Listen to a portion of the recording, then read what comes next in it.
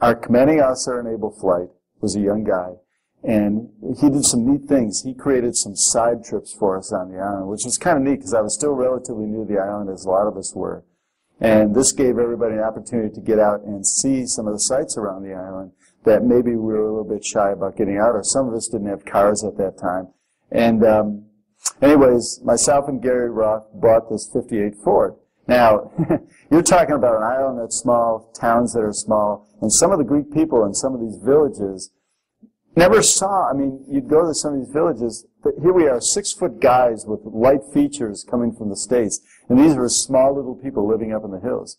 Well, we drove up into the village of Camares, K-A-M-A-R-E-S. We drove up into Camares, and the first night there, the mayor of Camares came out. We put out tables in the main street at night, and there were chickens walking around and all kinds of hubbub. The people were coming out of their houses and everything. And we had a lovely banquet right out on Main Street at the foot of Mount Edie. And, the food was plentiful and the wine was flowing. And we were staying in a hotel that didn't even have electricity. There was a new hotel with sort of the sockets hanging out of the ceiling. It was brilliant. The next day, after that great kickoff, the next day we had hired Greek shepherds to be our guides up into the top of Mount Edie. And these Greek shepherds looked like they were in their 70s. They were all that leather skin, the famous Greek leather skin guys, the little men. And these guys bounded up these rock face inclines up to the top of the mountain like they were in their 20s. And we who were in our 20s had trouble keeping up with them. And but we had our pack mules, and they led us up through all these trails up to the escarpment at 8,000 feet. And one thing I did learn is you should never follow too closely on the south end of a northbound mule, because they strain with the backpacks to get up, and one of them defecated all over me on the climb up to the escarpment. We got to 8,000 feet.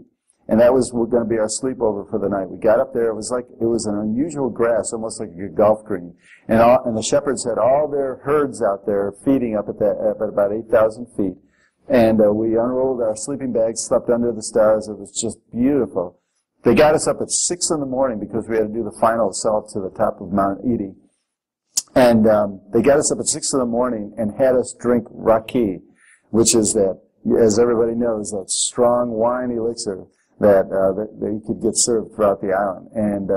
And I got to say, it was so chilly at night. Now, mind you, this was July of 1969. At the same time we were putting a man on the moon, we were visiting villages that didn't have electricity. I mean, that was the kind of the contrast between our two cultures. But anyways, we got up that morning, had our raki, and started our journey up the path to the top of Mount Edie. And there we were at 9,000 feet. About the height you travel when you take your prop plane from Athens to Crete. So we got up to there. There's a little stone chapel up there. I'm sure any of you who have traveled up to Mount Edie, you know the view. It's just stunning. And you could see off in the distances the other Greek islands. It was cosmic. And that was just one of those memorable times. In fact, coming down that mountain was even harder. Going up was sort of climbing up, but coming down, the forces of gravity wanted to bring you down fast. But I got to say, the biggest kick I got out of the whole time on the trip was watching these old Greek shepherds bounding around these rocks as if they were teenagers, and us young American kids trying to keep up with them.